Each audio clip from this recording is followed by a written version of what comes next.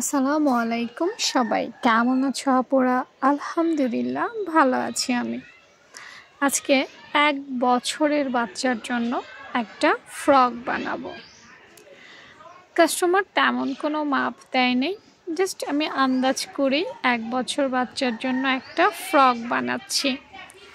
24 body দিয়ে বানালেই হয়ে যাবে।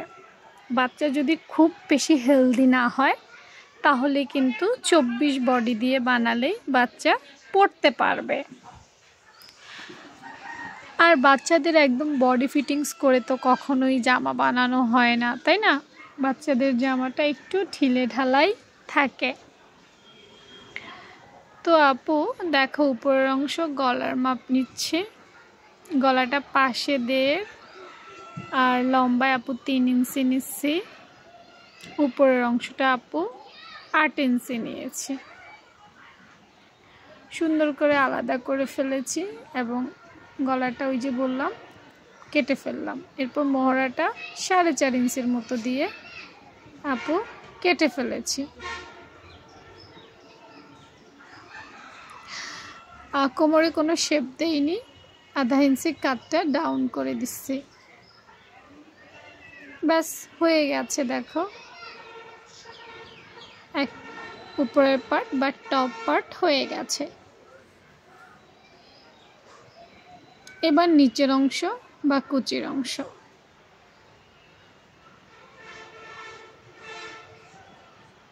এই কাপড়টা দিয়েই আপু পুরোটা ভাঁজ দিয়ে কুচির অংশ করে ফেলবো, যা ছিল তাই। আমার একজ্যাক্ট মনে নাই কত দিয়ে কাটছিলাম, তবে আমার মনে হয় নিচে প্রায় 15-16 ইঞ্চির মতো ছিল বোধ হয়।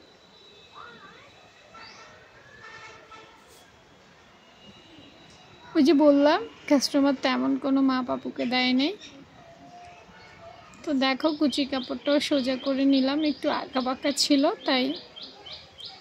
আর অনেক ঘের হবে, অনেক কুচি হবে জামাটার মধ্যে।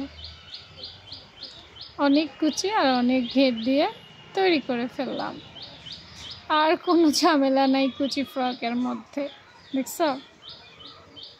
এবার বাচ্চার জামাতে ফিতা দিব, সুন্দর করে একটা ফিতা কাটিং করব। এই কাপড় বাঁচিয়ে করার চেষ্টা করছি যাতে কাপড় অপচয় না হয়।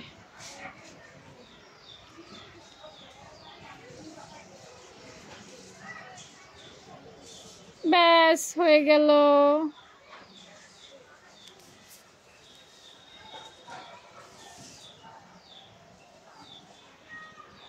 টুকরো কাপড়গুলো গুছিয়ে নিলাম।